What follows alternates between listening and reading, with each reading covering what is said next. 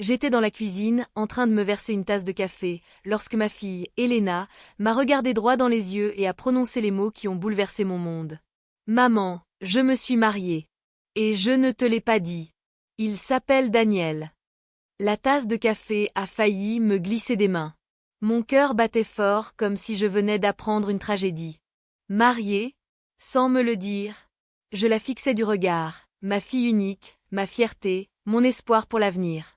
Elena, à 24 ans, était censée terminer ses études de 3e cycle, se préparer à une brillante carrière, et un jour, épouser une famille qui correspondait aux valeurs que j'avais défendues toute ma vie. Et pourtant, elle était là, debout devant moi avec une expression calme mais tremblante, avouant ce qui ressemblait à une trahison. Mariée, répétai-je d'une voix rauque, incrédule. Avec qui? Et quand? Ses mains s'agitaient, ses doigts se tordaient nerveusement. Ah Daniel! On est ensemble depuis 3 ans, on s'est mariés il y a 2 semaines, en secret.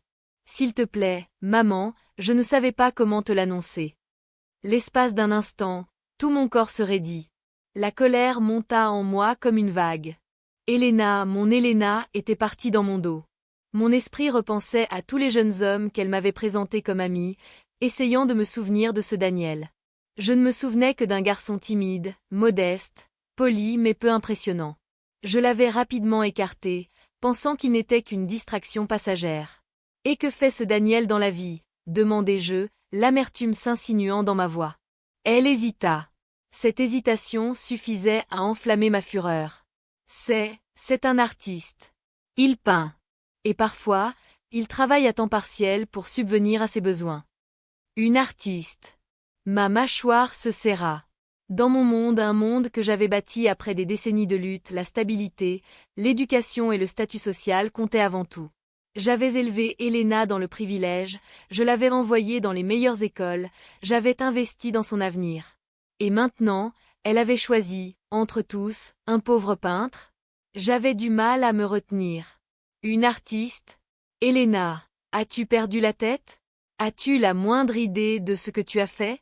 Tu as épousé quelqu'un qui n'avait rien, pas d'avenir, pas d'argent, pas de nom de famille. Crois-tu que l'amour paiera les factures? Crois-tu que la passion achètera une maison? Les larmes lui montèrent aux yeux, mais elle tint bon. Maman, tu ne le connais pas aussi bien que moi. Il est gentil, travailleur et il m'aime. C'est tout ce qui compte pour moi. C'est tout ce qui compte, ai-je rétorqué. Non, Elena. L'amour s'estompe quand la réalité s'impose. Tu as lié ta vie à un homme qui ne peut pas te garantir la sécurité. Tu as gâché tout ce que je voulais pour toi. Son visage se durcit, un mélange de douleur et de défi. Maman, je ne m'attends pas à ce que tu comprennes maintenant. Mais un jour, tu comprendras. Un jour, tu verras que j'ai fait le bon choix. Je secouai la tête, incapable d'en croire mes oreilles. Ma fille s'était mariée en secret, avait préféré la pauvreté à la promesse, et se tenait maintenant devant moi comme si elle attendait ma bénédiction. Je ne l'ai pas lâchée. Je me suis détournée, la poitrine haletante.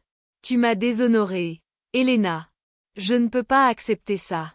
Je ne le ferai pas. Elle n'ajouta rien. Les larmes aux yeux, elle prit son sac et quitta la maison. Le bruit de la porte qui se fermait résonna dans mon cœur comme un coup de marteau. Cette nuit-là, je n'ai pas pu dormir. Je suis restée éveillée, les yeux fixés au plafond, repensant à ces paroles. Mariée. En secret. À un homme sans rien.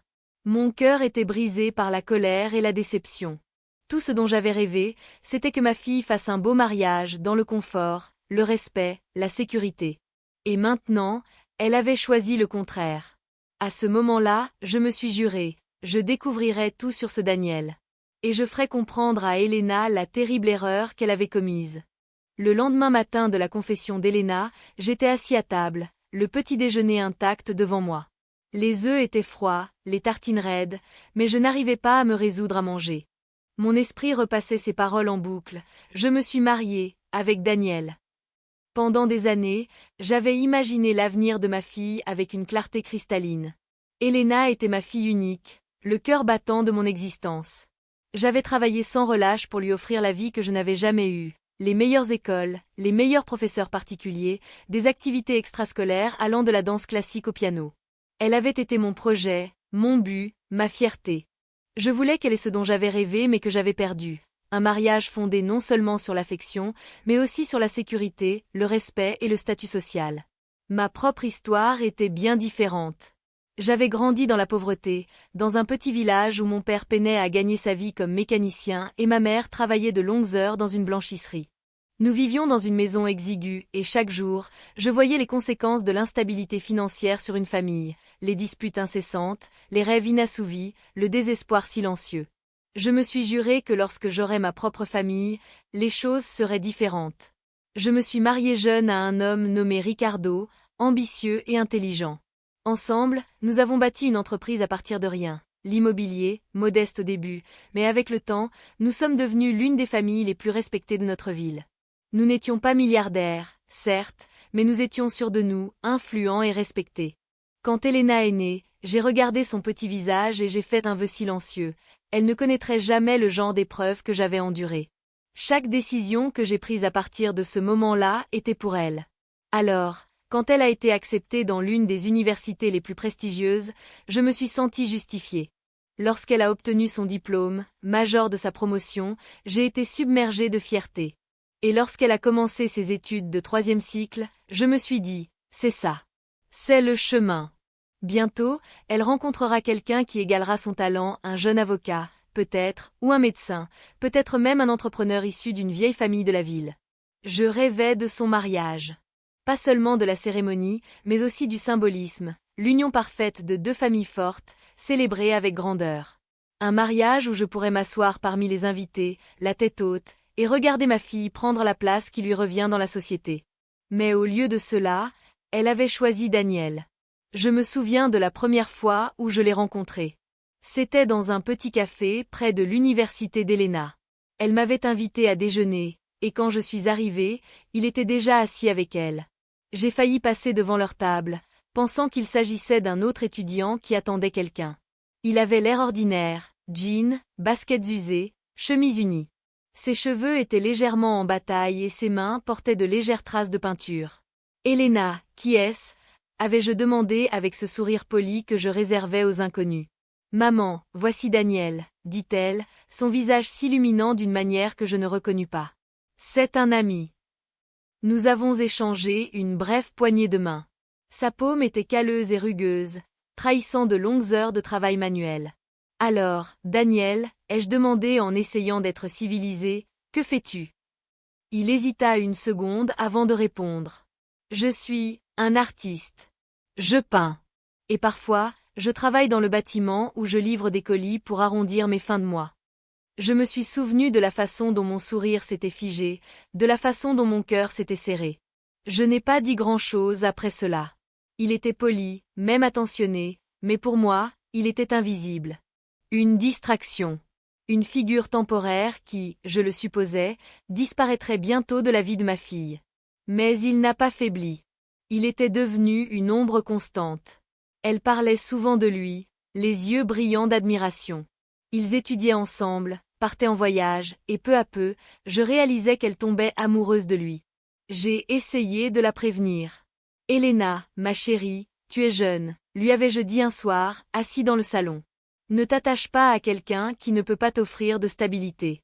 Les hommes comme Daniel, ils ont peut-être de la passion, mais la passion ne dure pas. » Elle avait souri faiblement, l'obstination perçant dans son regard. « Maman, tu ne le connais pas. Il est différent. » Différent. C'était toujours son mot. Différent. Et maintenant, nous y étions. Assis à table, le café refroidissant, je me demandais si c'était ma faute. L'avais-je trop poussé à se rebeller? Ou avais-je simplement manqué de discerner la profondeur de ses sentiments? Mais la colère reprenait, balayant tout doute. Non, c'était son erreur, pas la mienne. Elle avait choisi de me tromper, de l'épouser en secret, sachant que je n'approuverais jamais. Je ne pouvais pas m'empêcher de me sentir trahi. Et pourtant, sous la colère, la peur prenait racine. Et si j'avais raison?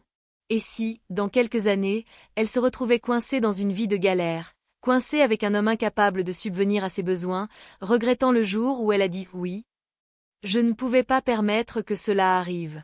J'avais besoin d'en savoir plus. J'ai pris mon téléphone et composé un numéro que j'utilisais rarement, celui de mon cousin Javier, un homme qui avait des relations aux quatre coins de la ville. Si quelqu'un pouvait fouiller dans la vie de Daniel, c'était bien lui. Javier, ai-je dit lorsqu'il a répondu, j'ai besoin d'un service. Ma fille a épousé quelqu'un en secret. Il s'appelle Daniel. Je veux tout savoir sur lui, son histoire, sa famille, son travail, tout. Ne rien omettre. Javier rit doucement à l'autre bout du fil. Toujours la mère protectrice, n'est-ce pas? Ne t'inquiète pas, cousin. Je vais découvrir qui est vraiment ce Daniel. Alors que je raccrochais, un étrange mélange de terreur et de détermination m'envahit. Elena pensait avoir fait le bon choix. Mais j'étais certain qu'elle courait droit au désastre. Et je le prouverais. 3 jours passèrent avant que Javier ne me rappelle.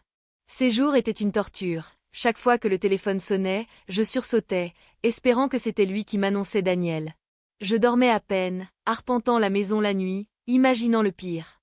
Quand sa voix est finalement parvenue au bout du fil, calme et posée, j'ai saisi le téléphone comme si c'était ma bouée de sauvetage. « J'ai ce que tu as demandé, » dit Javier. « Mais je ne suis pas sûr que ça te plaise. »« Dis-moi, » ai-je insisté, le cœur battant la chamade. Il expira lentement. Il s'appelle Daniel Ruiz. 26 ans. Il a grandi en périphérie de la ville, dans un quartier pauvre. Son père est mort quand il avait 12 ans, lui laissant des dettes. Sa mère travaille comme couturière et peine à joindre les deux bouts. Daniel a dû accepter de petits boulots dès son plus jeune âge. Bâtiments, livraison, tout ce qui pouvait les maintenir à flot. Il n'a jamais terminé l'université. Il a essayé d'étudier les beaux-arts, mais a abandonné faute de moyens. Il peint toujours, mais ses ventes sont restées modestes. L'essentiel de ses revenus provient de petits boulots. Chaque mot résonnait comme un coup de poignard, confirmant mes pires craintes. Un garçon pauvre des bidonvilles, sans diplôme, sans perspective, sans fortune familiale.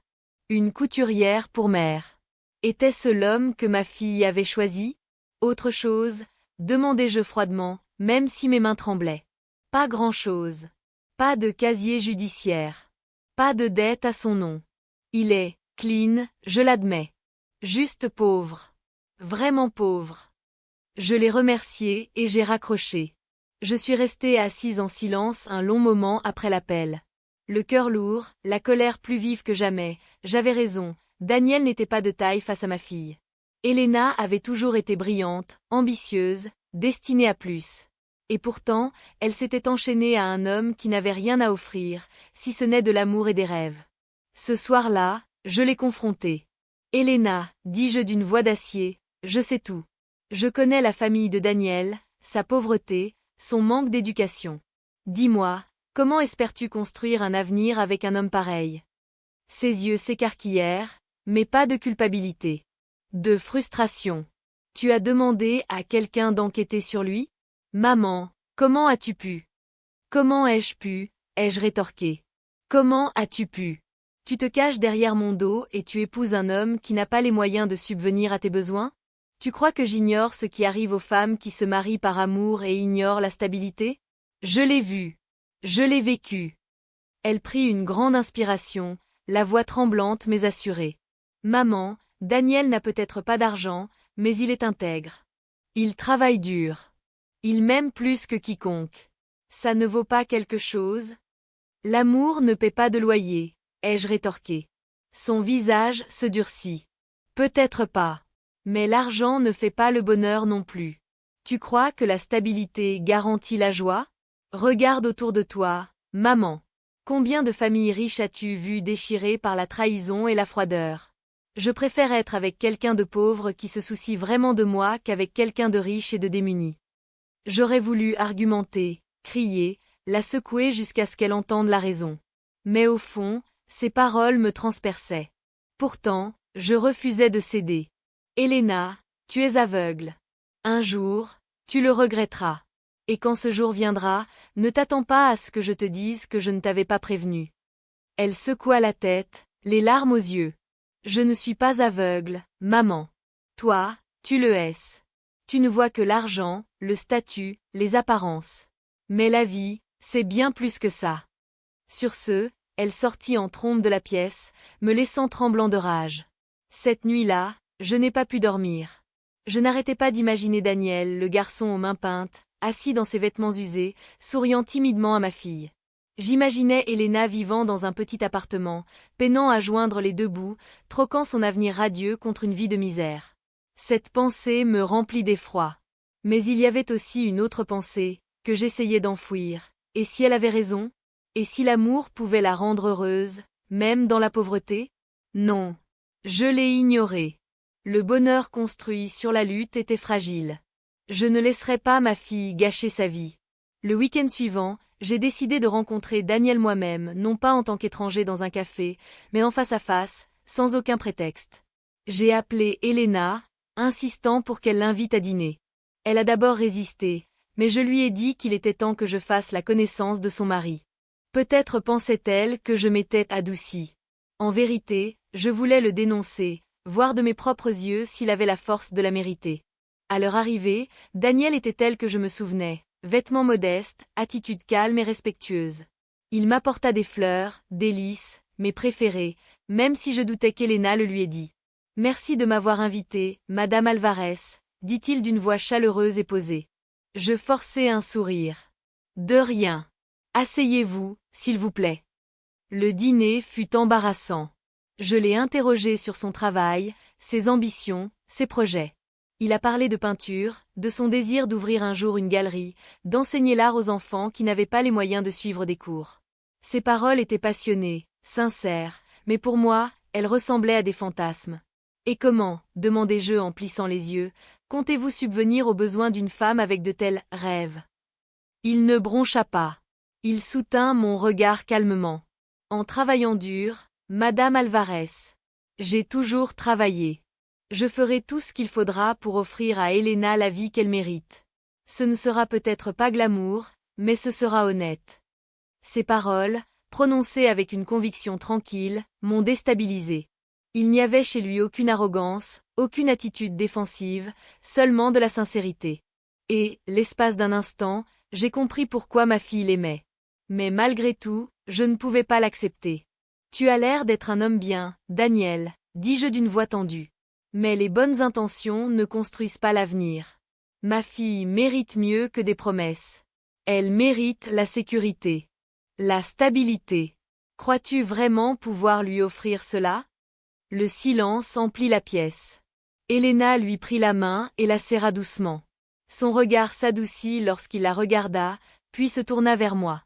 « Oui, » répondit-il simplement. « Je le veux. » Cette nuit-là, après leur départ, je me suis tenue près de la fenêtre, regardant leur voiture disparaître au loin.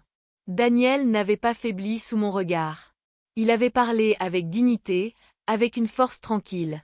Et même si je méprisais encore son manque de moyens, je ne pouvais m'empêcher de penser qu'il était plus que ce qu'il paraissait. Mais j'ai profondément enfoui cette pensée. Pour moi, il restait un pauvre garçon qui avait volé l'avenir de ma fille. Et j'ai juré que je trouverais un moyen de lui faire comprendre aussi. Les jours qui suivirent la visite de Daniel furent empreints de silence. Elena cessa de m'appeler aussi souvent, et lorsqu'elle le faisait, sa voix était sèche, sur la défensive. Je sentais le mur entre nous s'épaissir, construit pierre par la colère et la désapprobation que je lui avais infligée. Je me disais que je faisais ce qu'il fallait. Je la protégeais d'une erreur qui aurait pu ruiner sa vie. Mais au fond de moi, tard le soir, alors que je restais éveillée à fixer le plafond, je me demandais si je ne la repoussais pas simplement davantage. Un après-midi, mon amie Marisa est venue prendre le thé. Marisa avait toujours été d'une honnêteté brutale, un trait de caractère que j'appréciais et détestais à la fois. Elle m'a écouté patiemment lui confier mes frustrations, le mariage secret d'Elena, la pauvreté de Daniel, mes craintes pour son avenir. Quand je me suis finalement tue, Marisa a pris une lente gorgée de thé, ses yeux perçants fixés sur moi. « Faites attention, Rosa, dit-elle doucement. Si tu continues à te battre ainsi, tu risques de la perdre complètement. » Je me suis raidie.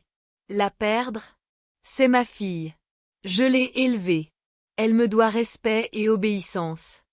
Elle te doit de l'amour, corrigea doucement Marisa. Et l'amour ne survit pas à une guerre constante. Ces paroles m'ont frappée, même si je refusais de l'admettre. Tu ne comprends pas, Marisa. J'ai tout construit pour qu'elle ne souffre pas. Et maintenant, elle gâche tout pour un pauvre garçon qui peint des tableaux que personne n'achète. Marisa soupira. Peut-être qu'elle voit en lui quelque chose que tu ne vois pas. Peut-être qu'il lui donne quelque chose que l'argent ne peut pas lui donner. Je lui ai fait signe de partir, irrité. Mais ce soir-là, ces paroles ont résonné dans mon esprit, refusant de se taire. Le week-end suivant, Elena m'a invité dans leur petit appartement. J'ai hésité, mais la curiosité l'a emporté. Je voulais voir par moi-même comment ils vivaient. Le bâtiment était vieux, la peinture écaillée, la cage d'escalier faiblement éclairée. En montant les marches grinçantes, mon cœur se serra encore davantage. Lorsqu'Elena ouvrit la porte, elle m'accueillit avec un sourire hésitant, comme si elle doutait que j'approuve ce qui se trouvait à l'intérieur. L'appartement était minuscule, une seule chambre, un salon exigu, une cuisine à peine assez grande pour une personne. Mais il était bien rangé et chaleureux. Des fleurs fraîches étaient posées dans un pot sur la table, et les tableaux de Daniel ornaient les murs, emplissant l'espace de couleurs et de vie. « Bienvenue, maman », dit doucement Elena. Daniel apparut, s'essuyant les mains avec un chiffon, une traînée de peinture bleue sur la joue. « Madame Alvarez, dit-il chaleureusement, nous sommes ravis que vous soyez venue. » J'ai forcé un sourire poli, même si intérieurement, je bouillonnais de rage.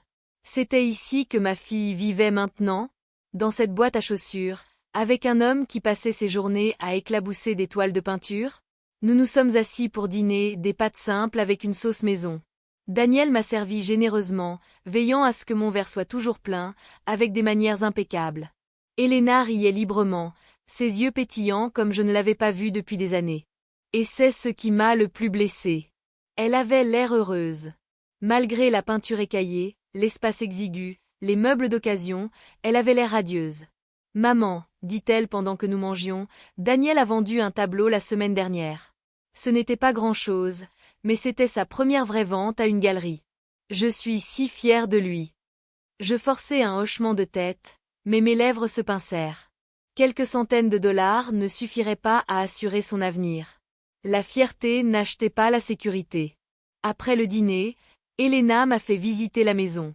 Elle m'a montré le coin où Daniel peignait, le balcon où ils prenaient leur café le matin, la bibliothèque qu'il remplissait peu à peu de romans et de revues d'art. Sa voix était pleine de joie, d'appartenance.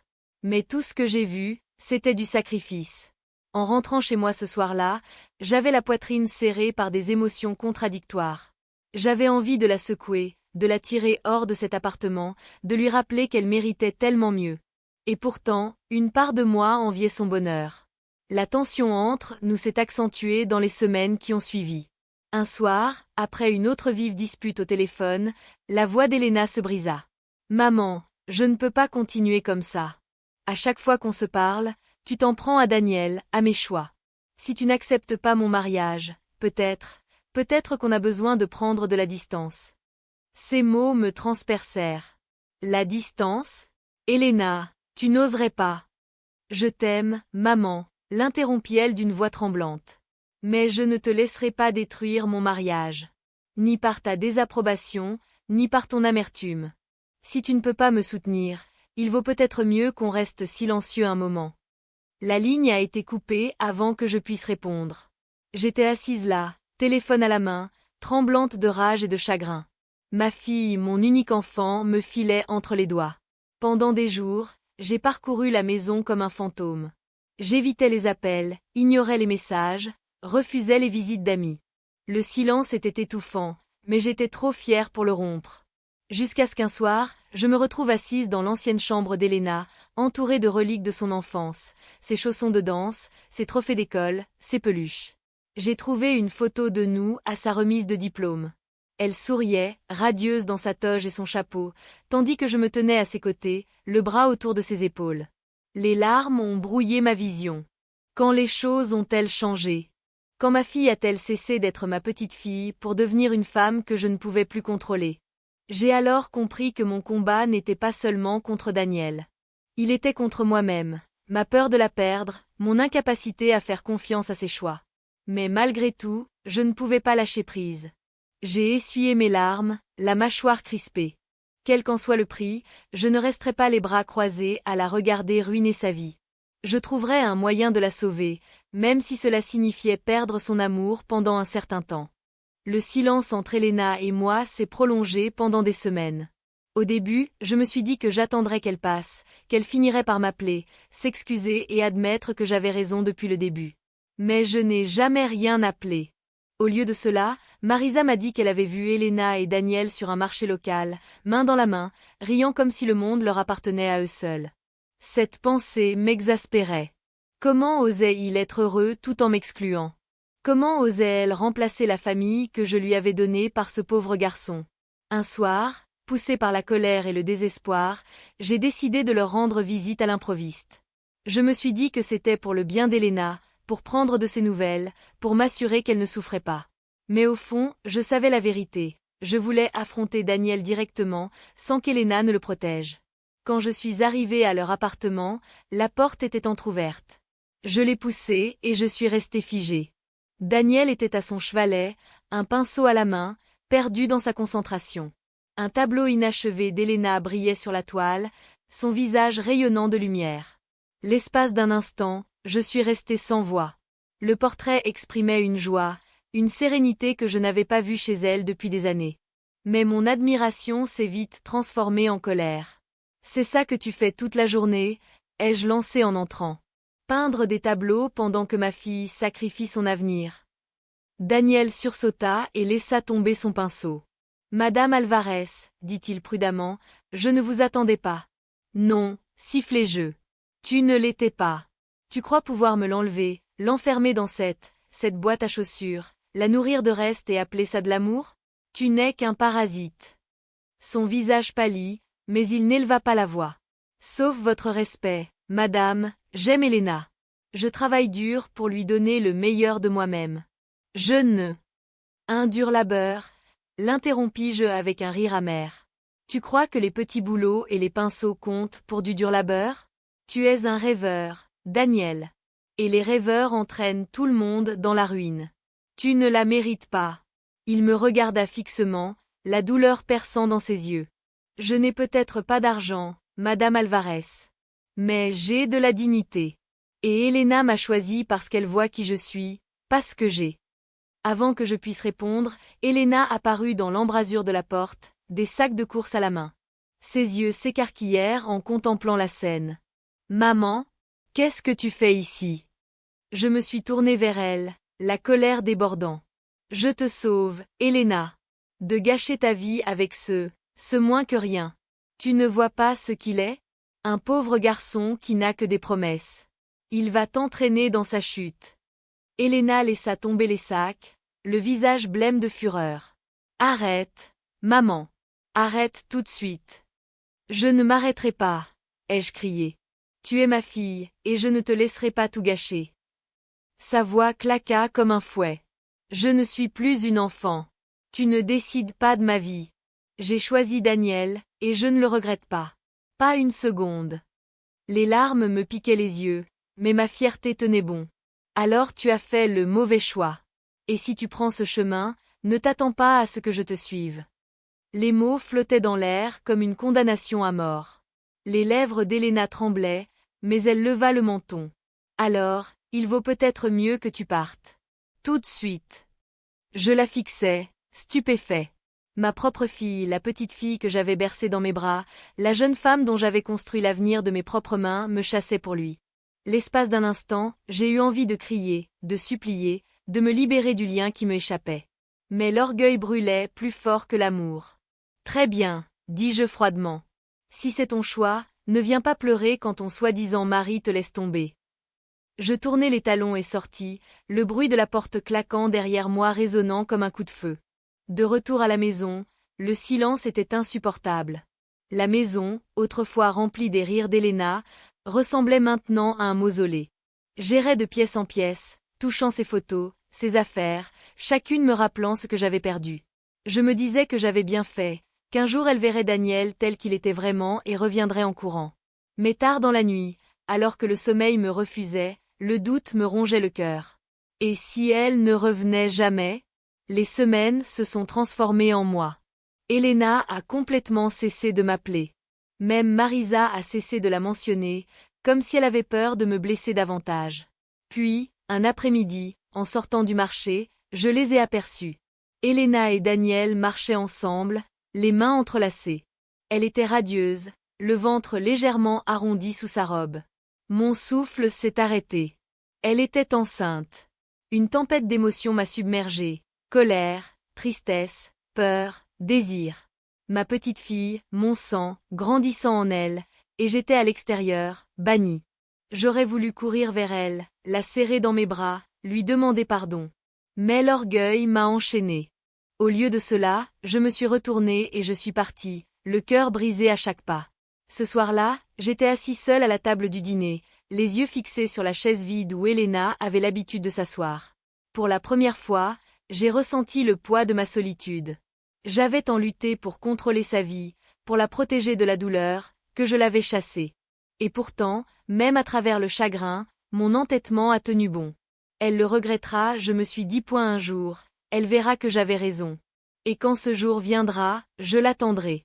Cela faisait presque 4 mois que je n'avais pas parlé à Elena. 4 mois de silence, 4 mois d'amertume qui me rongeaient la poitrine. Je me disais que je m'en fichais, qu'elle avait fait son lit et qu'elle pouvait désormais s'y allonger. Mais en vérité, je pensais à elle tous les jours. Puis un après-midi, le destin a décidé de me mettre à l'épreuve. J'étais dans un café du centre-ville, en train de siroter mon café, lorsque j'ai entendu 2 femmes à la table voisine.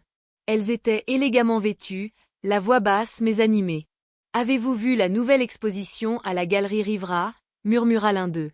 Le jeune artiste, Daniel Ruiz, on dit que c'est la prochaine révélation. Ses œuvres se vendent des dizaines de milliers de dollars. Mon cœur s'est presque arrêté. Daniel Ruiz. Mon Daniel Ruiz.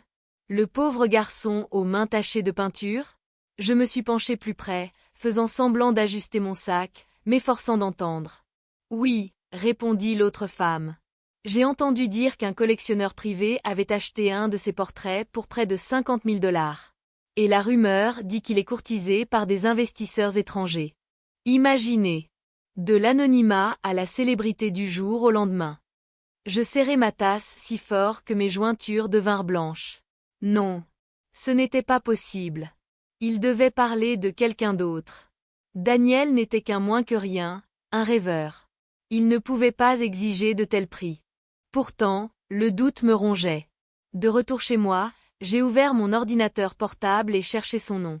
À ma grande surprise, des dizaines de résultats sont apparus, des articles vantant son style unique, des photos de lui à côté de ses tableaux lors d'expositions, des interviews où il parlait de la beauté qu'il trouvait dans la lutte. Et là, dans une couleur brillante, se trouvait son visage, le même garçon modeste que j'avais congédié, maintenant habillé avec élégance, souriant aux journalistes. Les légendes sous les photos indiquent « Étoile montante de l'art contemporain ». Daniel Ruiz, le jeune peintre qui redéfinit le portrait moderne. Je fixais l'écran, le cœur battant. Était-ce vrai? Ce garçon, ce moins que rien, avait-il pu atteindre un tel sommet sans que je le sache? Non, j'ai refusé d'y croire. Il s'agissait sans doute d'une exagération, d'un battage médiatique créé par des galeries désespérées. Les artistes allaient et venaient sans cesse. La célébrité était éphémère. L'argent gagné rapidement était perdu tout aussi rapidement. Je ferme l'ordinateur portable avec fracas, le cœur battant la chamade. 2 jours plus tard, Marisa est venue me rendre visite. Elle m'a regardée avec cette expression entendue que j'avais toujours détestée. « J'ai vu Elena à la galerie hier soir », dit-elle avec désinvolture en remuant son thé. Ma tête s'est levée brusquement. Quelle galerie? La Galerie Rivera. Son mari exposait ses œuvres. Rosa, la salle était bondée. Critiques, collectionneurs, journalistes, tout se bousculait pour voir les tableaux de Daniel. J'ai eu du mal à me frayer un chemin à travers la foule. Je me figeai, la poitrine serrée. Et alors? Et, a poursuivi Marisa, son travail est extraordinaire. Je n'exagère pas, je suis restée devant une œuvre pendant près de 20 minutes, complètement absorbée. Sa façon de capturer l'émotion, c'est tout simplement incroyable. J'ai ricané, même si j'avais la gorge sèche. L'art est subjectif. De nos jours, on jette de l'argent pour des bêtises. Le regard de Marisa s'adoucit. Rosa, je sais que ce n'est pas ce que tu voulais pour Elena. Mais tu devrais savoir la vérité. Daniel se fait un nom. Il ne fait pas que survivre, il s'épanouit. Et Elena était radieuse, debout à ses côtés, fière comme toujours. Je me suis détournée, incapable de la regarder dans les yeux. Cette nuit-là, allongée dans mon lit, les yeux rivés au plafond, mes pensées tourbillonnantes. Était-ce possible que je me sois trompée? Que, sous ses vêtements pudiques et ses mains calleuses, Daniel était bien plus que ce que je pensais. Mais même s'il réussissait aujourd'hui, quelle garantie avait-il que cela perdurerait? Le monde de l'art était capricieux. La célébrité était une bulle prête à éclater. Je me suis accrochée à cette pensée comme à une bouée de sauvetage. Une semaine plus tard, le doute s'est approfondi. Je suis allée à la banque pour régler quelques formalités administratives, et alors que j'attendais dans la file d'attente, j'ai entendu le directeur parler à un collègue d'un client. Monsieur Ruiz, oui. Ses comptes enregistrent des dépôts importants ces derniers temps. Les paiements de la galerie sont impressionnants, et il est discret à ce sujet. Il ne fait pas étalage de quoi que ce soit. Ma tête s'est retournée brusquement, mais ils ont baissé la voix avant que je puisse entendre davantage. Mon estomac se noie. Daniel pouvait-il vraiment avoir de l'argent maintenant? De l'argent réel? J'ai quitté la banque dans un état second, l'esprit en ébullition. Incapable de résister plus longtemps, j'ai décidé de tâter le terrain. J'ai appelé Elena. Sa voix, lorsqu'elle répondit, était prudente, presque froide. Maman. Elena, dis-je doucement, j'ai entendu parler de Daniel. De ses expositions en galerie. C'est vrai? Il y eut un silence, puis une pointe de fierté dans sa voix. Oui, maman. C'est vrai. Il a travaillé si dur, et maintenant les gens voient enfin son talent. J'aurais aimé que tu sois là pour le voir. J'ai avalé ma salive, la gorge serrée. Et, tu es heureuse. Sa voix s'adoucit. Je n'ai jamais été aussi heureuse. Il me traite avec amour et respect. Il me fait sentir appréciée, maman. N'est-ce pas ce que tu as toujours voulu pour moi?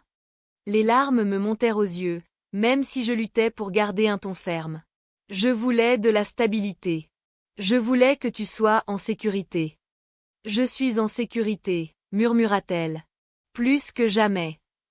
Pendant un long moment, le silence s'installa entre nous. Ma fierté luttait contre la douleur dans ma poitrine. Finalement, je murmurai, « J'espère que tu as raison. » Lorsque l'appel a pris fin, je me suis assis dans la maison silencieuse, regardant mon reflet dans la fenêtre. Pour la première fois, j'ai senti que les fondements de ma certitude commençaient à se fissurer. Mais malgré tout, j'ai refusé de me rendre. Oui, Daniel gagnait peut-être en notoriété. Oui, l'argent rentrait peut-être. Mais la chance a basculé du jour au lendemain. J'avais vu trop d'hommes s'élever et tomber tout aussi vite. Jusqu'à ce que je le voie de mes propres yeux, je n'aurais pas cru qu'il pourrait donner à ma fille l'avenir qu'elle méritait. Et donc, j'ai attendu, déchirée entre le doute et le déni, ma fierté s'accrochant encore à l'espoir d'avoir eu raison depuis le début. C'était une chaude soirée de printemps lorsque mon monde a finalement basculé sur son axe. Marisa m'avait convaincue contre mon gré d'assister à un gala de charité en ville. Ça te fera du bien de sortir de chez toi, avait-elle dit. Et puis, tu pourrais revoir des visages familiers. J'y suis allée à contre-cœur, vêtue d'une robe que je n'avais pas portée depuis des années, ma fierté me forçant à sauver les apparences. La salle de bal scintillait de lustres en cristal et de rire. De riches donateurs sirotaient du champagne, leurs bijoux reflétant la lumière, leurs conversations empreintes d'arrogance. C'était un monde que je comprenais, un monde dans lequel j'avais confiance, des gens de prestige, de sécurité. Jusqu'à ce que je voie Elena. Elle se tenait de l'autre côté de la pièce, radieuse dans une robe élégante, la main posée délicatement sur son ventre rond. À côté d'elle, dans un costume noir sur mesure qui ne lui donnait rien de l'artiste en difficulté que j'avais autrefois écarté, se tenait Daniel. Mon souffle s'est arrêté. Il semblait appartenir à ce groupe. Plus encore, il semblait être au cœur de l'action. Les gens les entouraient, serrant la main de Daniel, le félicitant et lui parlant avec admiration. Je me suis figée, incapable de bouger. Marisa se pencha et murmura, « C'est l'un des mécènes vedettes de ce soir. » Ses peintures ont permis de récolter plus d'un demi-million de dollars pour l'association. Rosa, il ne fait pas que survivre. Il s'épanouit. Un demi-million. Ces mots résonnèrent à mes oreilles comme une cloche. Avant que je puisse reprendre mes esprits, l'animateur du gala est monté sur scène. « Mesdames et messieurs, a-t-il annoncé, veuillez vous joindre à moi pour accueillir l'un des invités les plus distingués de la soirée, un homme dont le talent et la générosité extraordinaire transforment le monde de l'art, Monsieur Daniel Ruiz. » Des applaudissements retentirent dans la salle lorsque Daniel s'avança, Elena à ses côtés. Les flashs des appareils photos s'allumèrent. Il sourit modestement, serrant les mains, acceptant les félicitations avec grâce. Je restais planté là, l'esprit en ébullition. Ce n'était pas réel. Ce n'était pas le même garçon que j'avais méprisé, celui que j'avais traité de parasite. Et pourtant, il était là, célébré, respecté, riche au-delà de tout ce que j'avais imaginé. Je me suis glissé sur le balcon, la poitrine haletante. Les lumières de la ville se sont estompées et mes yeux se sont remplis de larmes. Comment ai-je pu être si aveugle? Maman! Je me retournai brusquement. Elena se tenait sur le seuil, l'air prudent, mais pas méchant. Elena, murmurai-je, la voix brisée. Qu'est-ce que c'est que tout ça? Comment n'ai-je pas su? Elle s'approcha, une main protectrice posée sur son ventre.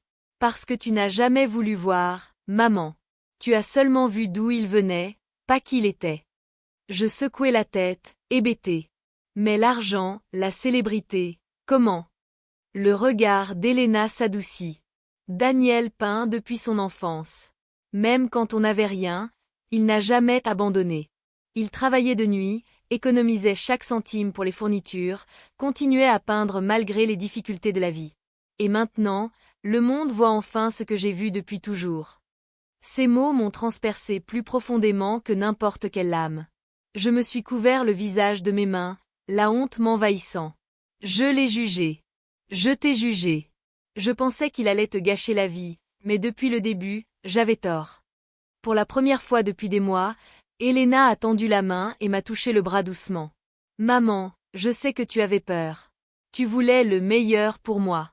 Mais parfois, le meilleur ne se résume pas à l'argent ou au statut social. Parfois, il se présente sous la forme d'amour, de gentillesse et de force tranquille. Des larmes coulaient sur mes joues. Je suis tellement désolée, Elena. J'aurais dû te faire confiance.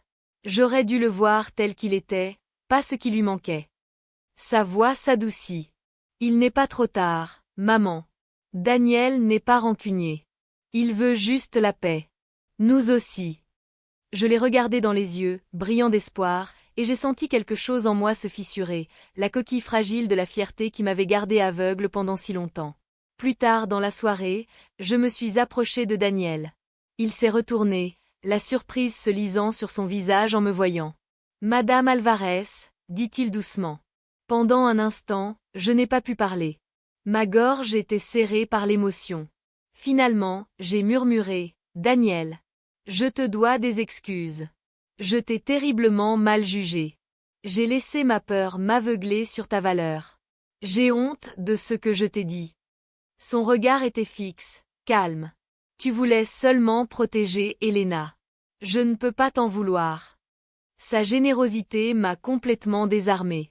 Je m'étais préparée à l'amertume, aux reproches. Au lieu de cela, il m'a offert sa grâce. Merci, murmurai-je. Il hocha la tête, un léger sourire aux lèvres. Tout ce que j'ai toujours voulu, c'était l'aimer et la rendre heureuse. C'est ma promesse, Madame Alvarez.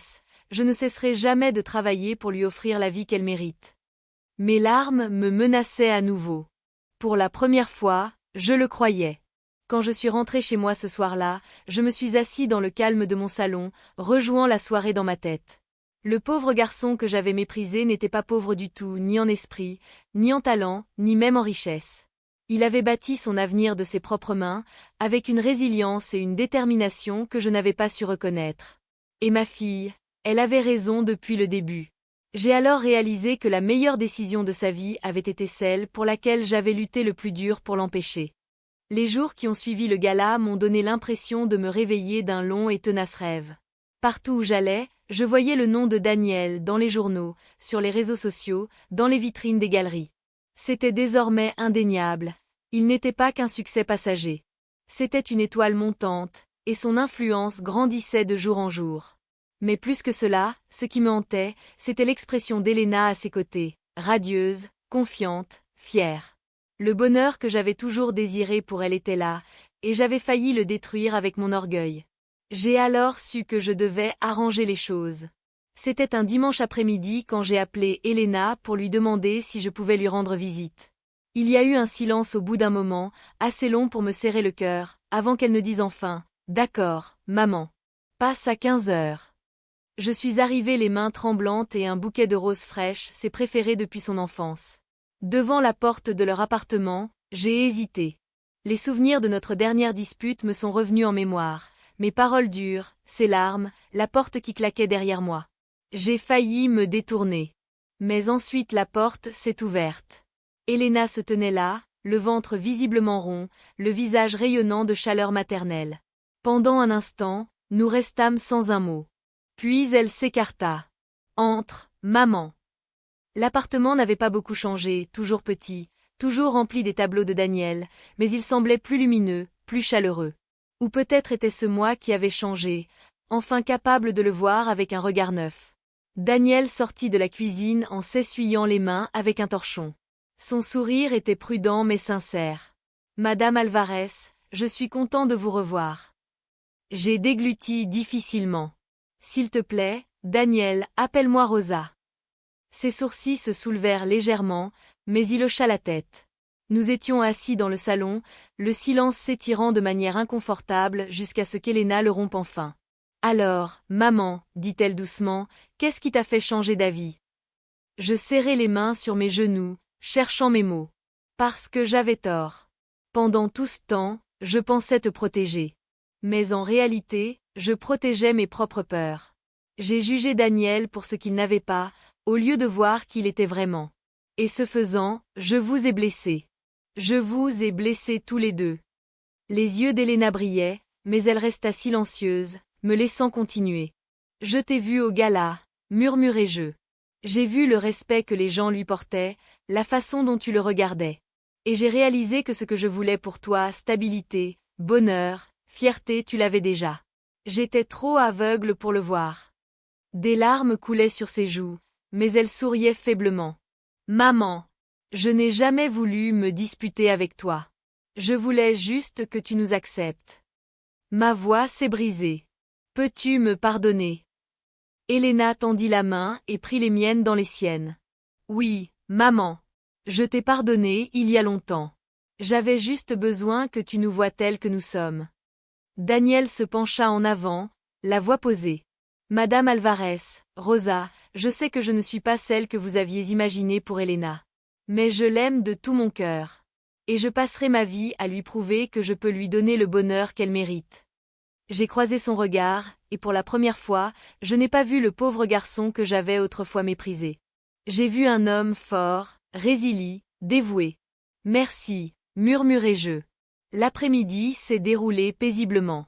Nous avons mangé un repas simple ensemble, ri doucement de vieux souvenirs, et pour la première fois depuis des mois, j'ai senti une partie de mon cœur commencer à guérir. Avant de partir, Elena a placé ma main sur son ventre. « Maman, dit-elle en souriant, tu vas être grand-mère. Veux-tu faire partie de la vie de ce bébé ?» Ma gorge se serra en sentant le léger coup de pied sous ma paume. Des larmes brouillèrent ma vision. Plus que tout au monde.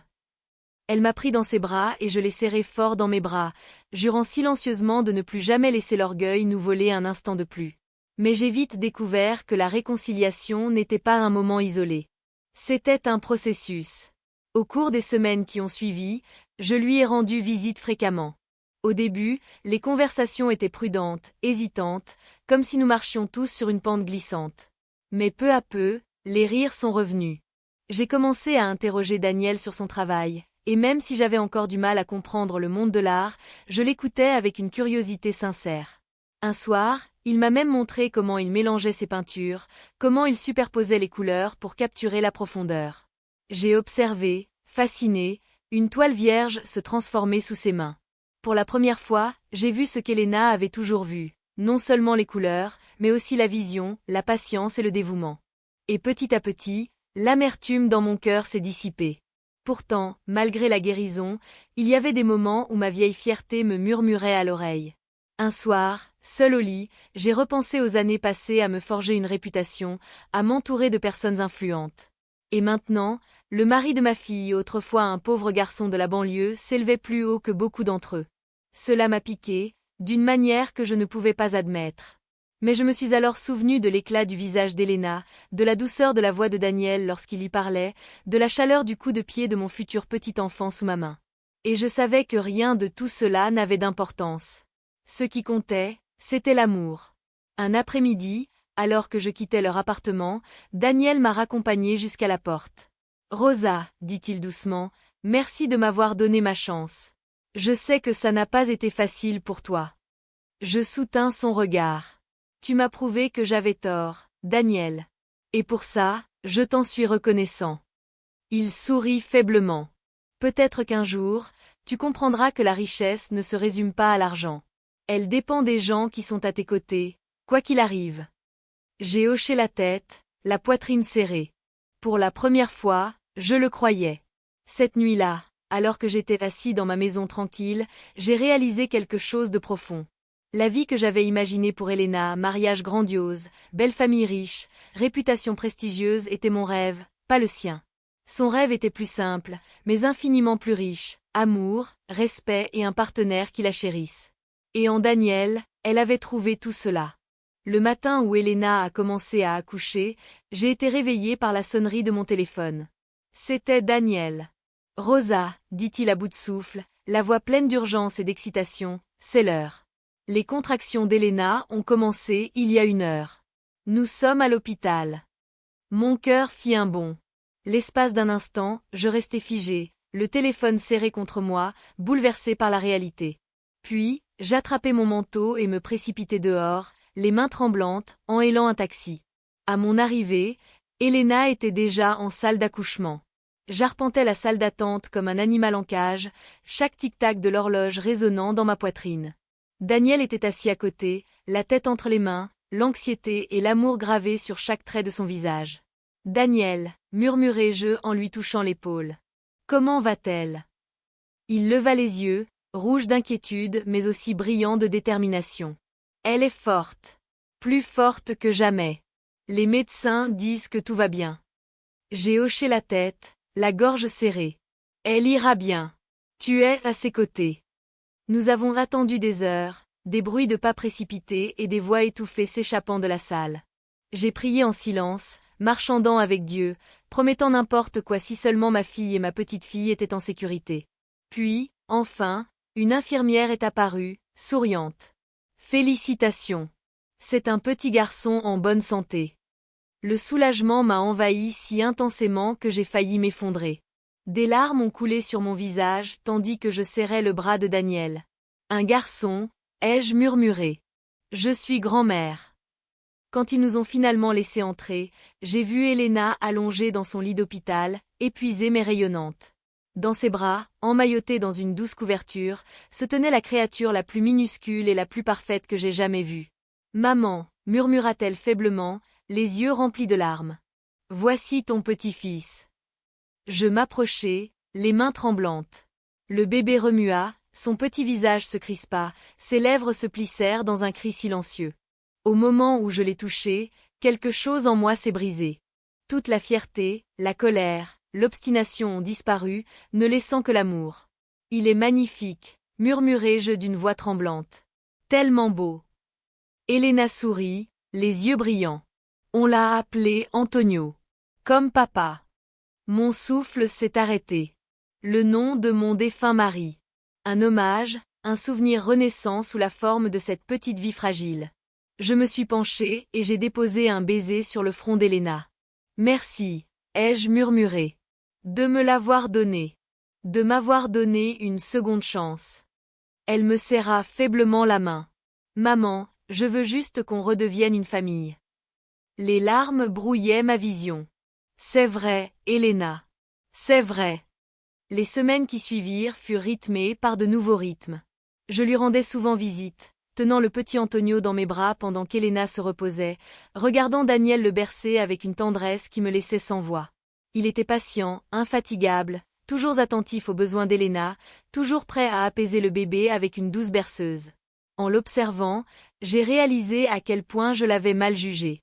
Un soir, alors que le bébé dormait paisiblement dans son berceau, je me suis retrouvée seule avec Daniel dans le salon. « Tu es un bon père, dis-je doucement.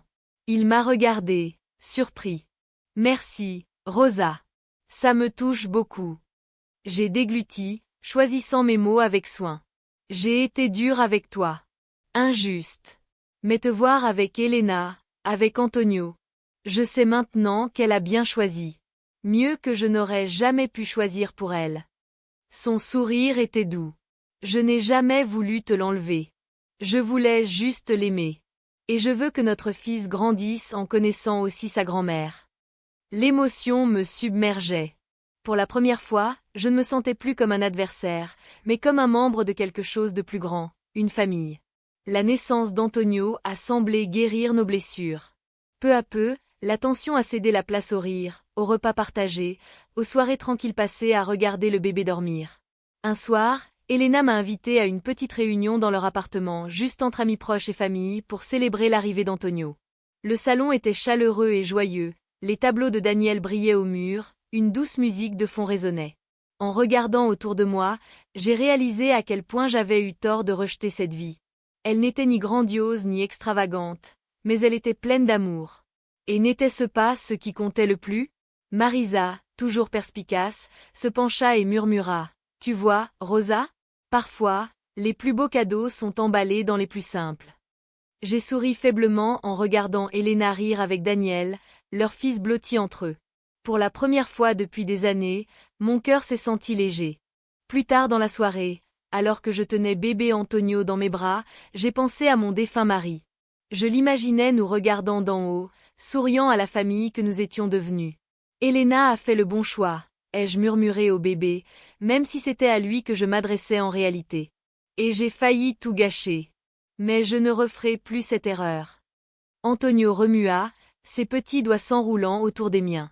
À cet instant, je fis un vœu silencieux. Je serais la grand-mère qu'il méritait, la mère dont Elena avait besoin et l'allié que Daniel avait gagné. Parce que l'amour et non l'argent, ni le statut était le véritable héritage que je voulais laisser derrière moi. Les mois qui ont suivi la naissance d'Antonio se sont écoulés dans un tourbillon de rires, de nuits blanches et de joie paisible. Elena s'est épanouie dans la maternité avec une grâce que je n'aurais jamais imaginée, et Daniel s'est révélé non seulement un père dévoué, mais aussi un homme dont la carrière a connu une ascension fulgurante. Partout où je regardais, je voyais son nom. Ses tableaux figuraient dans les magazines, son visage apparaissait dans des interviews, et les galeries du monde entier réclamaient ses œuvres. Les collectionneurs parlaient de lui avec vénération, le qualifiant de visionnaire, de génie de son temps. Et avec le succès est venue la prospérité. J'ai observé avec un mélange d'admiration et d'humilité Daniel et Elena quitter leur modeste appartement pour une maison spacieuse baignée de lumière et de rire. Les murs, autrefois nus, exposaient désormais les chefs-d'œuvre de Daniel. Leur salle à manger, autrefois exiguë, accueillait désormais des dîners où critiques, entrepreneurs et célébrités se mêlaient avec aisance. Et j'étais là, accueillie à leur table, non pas comme la mère autoritaire qui avait autrefois désapprouvé, mais comme un membre chéri de leur famille. Un soir, alors que nous étions assis dans leur jardin à regarder Antonio ramper maladroitement sur l'herbe, je me suis tournée vers Daniel. « Vous avez construit quelque chose d'extraordinaire, » dis-je doucement. Il haussa les épaules modestement. « Je ne fais que peindre, Rosa. Le reste, ça a suivi. » J'ai secoué la tête. « Non. Tu as bâti ça avec persévérance et vision. Je pensais que la richesse s'héritait ou se conjugalait. Mais tu m'as montré qu'on peut la créer, à partir de rien, avec passion et résilience. » Il sourit faiblement. « Peut-être. Mais ce n'est pas la richesse qui compte le plus pour moi. C'est Elena. C'est Antonio. C'est ça, dit-il en désignant tout autour de nous, les rires, la chaleur, la vie que nous partagions. Ces paroles m'ont profondément touché. Pendant des années, j'avais associé sécurité et argent, respect et statut. Mais Daniel m'avait appris que la vraie richesse résidait dans l'amour, dans la famille, dans la simple joie d'être ensemble. Tout le monde n'a pas compris ma transformation. Lors d'un déjeuner avec de vieilles connaissances, l'une d'elles demanda « Alors, Rosa, que penses-tu maintenant de ton gendre, le pauvre peintre ?» Sa voix était sarcastique, son sourire vif. Je la regardai calmement, sans la moindre gêne. Je pense que c'est l'homme le plus merveilleux que j'ai jamais rencontré. Et je suis fière que ma fille ait eu la sagesse de le choisir. Leurs sourires narquois s'estompèrent, remplacés par un silence gêné. Pour une fois, je me fichais de ce que pensait la société. Ma fierté ne reposait plus sur les apparences, mais sur l'amour qui avait sauvé ma famille. Un soir, Elena m'a invité à me joindre à elle et à Daniel pour le vernissage de son exposition internationale à Paris. La galerie était remplie de dignitaires, de critiques et d'amateurs d'art du monde entier. Les flashs des appareils photo ont brillé, les journalistes se sont pressés, et partout, le nom de Daniel a été prononcé avec admiration. Aux côtés d'Elena, j'ai ressenti une fierté sans précédent. Non pas la fierté creuse de la richesse ou de la réputation, mais la fierté profonde et épanouissante d'une mère voyant son enfant et l'homme qu'elle a choisi triompher contre toute attente. À un moment donné, un journaliste s'est approché de moi. « Madame Alvarez, vous devez être fière du succès de votre gendre. Aviez-vous toujours su qu'il accomplirait de grandes choses ?» J'ai souri, les larmes aux yeux. « Non, ai-je admis honnêtement. Je ne l'ai pas vu au début. Mais ma fille, si. Et ça m'a suffi. » De retour à la maison, la vie a pris un nouveau rythme. Je passais mes journées à aider Antonio, à le regarder grandir, son rire résonnant dans tous les recoins de la maison. Le soir, je m'asseyais avec Elena pour partager des anecdotes sur son enfance, riant de souvenirs que nous croyions autrefois perdus dans la colère. Et parfois, tard dans la nuit, je me retrouvais à réfléchir. J'ai pensé à la femme que j'avais été autrefois, fière, autoritaire, aveuglée par la peur. Une femme qui avait failli perdre sa fille parce qu'elle privilégiait l'argent à l'amour. Et j'ai pensé à la femme que j'étais devenue, humble, reconnaissante, plus sage. J'ai alors compris que mon véritable héritage ne résidait pas dans l'entreprise que j'avais bâtie avec Ricardo, ni dans la réputation que j'avais défendue avec tant d'acharnement. Mon héritage, c'était cette famille Elena, Daniel et Antonio unis non par la richesse, mais par un amour qui a résisté à toutes les tempêtes. Un après-midi, alors que je berçais Antonio pour l'endormir, Elena s'assit à côté de moi, sa tête reposant sur mon épaule. « Maman, murmura-t-elle, est-ce que tu regrettes parfois la façon dont les choses se sont passées ?» Je la regardai, le regard adouci. Je regrette le mal que j'ai causé. Je regrette d'avoir laissé mon orgueil m'aveugler. Mais je ne regrette pas la leçon que j'ai apprise. Parce qu'elle m'a amené ici, à cet instant, tenant mon petit-fils dans mes bras, entouré d'amour. Et pour cela, je lui en suis reconnaissante. Elle sourit, les yeux brillants. Tu as tellement changé, maman. Je suis fière de toi. Les larmes me montèrent aux yeux. Non, Elena. Je suis fière de toi. Tu as fait confiance à ton cœur quand je n'y arrivais pas. Et tu avais raison. Tandis que je regardais Antonio dormir paisiblement dans mes bras, je murmurais un vœu silencieux. Je passerai le reste de ma vie à nourrir cette famille, la protégeant non pas par le contrôle, mais par l'amour. Car l'amour pur et inconditionnel était le plus bel héritage que je pouvais laisser. Et à ce moment-là, j'ai compris la vérité que Daniel m'avait montrée depuis le début. Parfois, les choix les plus pauvres se révèlent être les décisions les plus riches de toutes.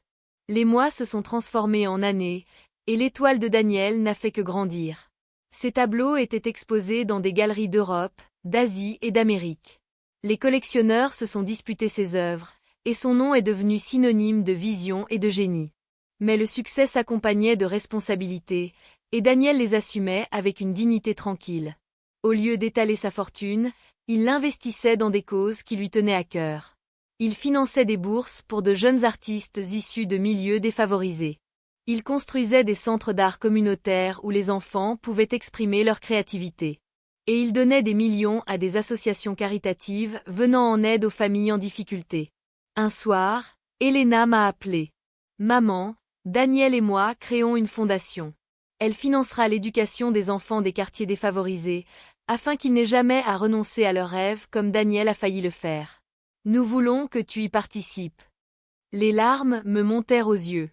Moi? Mais, qu'est-ce que je pouvais apporter? Elle sourit. Votre sagesse.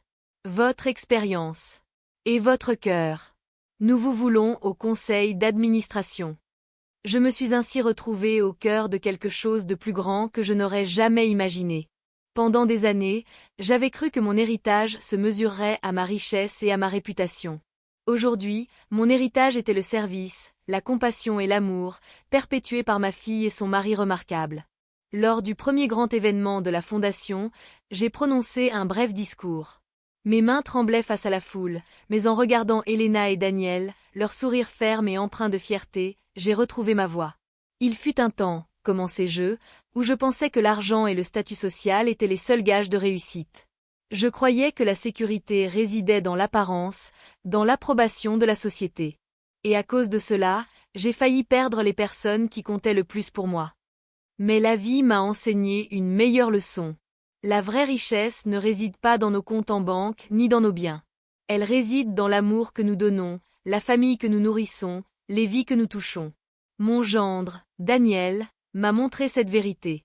Et je suis ici ce soir, non pas comme quelqu'un qui l'a jugé sur ses manques, mais comme quelqu'un d'humilié par ce qu'il nous a donné à tous, l'amour, la vision et l'espoir. Les applaudissements furent tonitruants. Pour la première fois depuis des années, je n'éprouvais ni honte ni fierté, seulement la paix. À mesure qu'Antonio grandissait, je suis devenue sa compagne constante.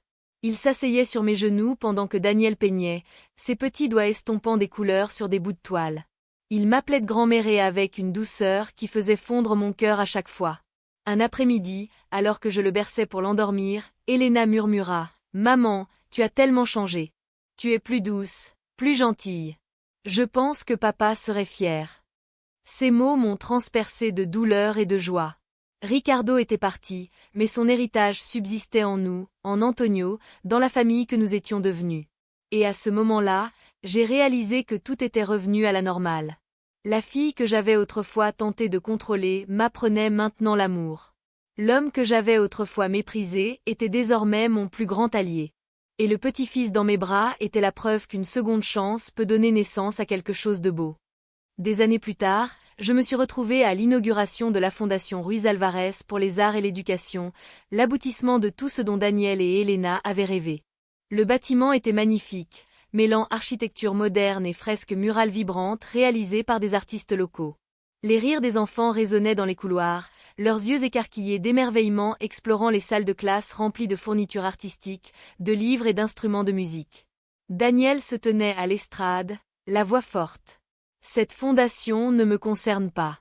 Elle concerne tous les enfants à qui on a interdit de rêver à cause de leurs origines. Elle est synonyme d'espoir, de possibilité, de conviction que l'art peut changer des vies. Et rien de tout cela n'aurait été possible sans la femme qui a cru en moi la première, mon épouse, Elena. Les applaudissements ont fusé et j'ai senti mon cœur se serrer. Ma fille lui adressait un grand sourire, les yeux remplis de cet amour que j'avais autrefois qualifié de naïf. Après la cérémonie, Antonio, devenu un petit garçon de 5 ans curieux et aux yeux brillants, m'a tiré la main. « Grand-mère, as-tu vu papa? C'est un héros. » Je lui ai souri, les yeux humides. « Oui, mon amour. Il l'est vraiment. » Ce soir-là, alors que la famille se réunissait à la maison, Elena s'est tournée vers moi. « Maman, est-ce que tu penses parfois à comment tout a commencé? Aux disputes, à la colère? » J'ai hoché la tête lentement. Chaque jour. Et je remercie Dieu que nous n'ayons pas laissé ces moments difficiles nous définir.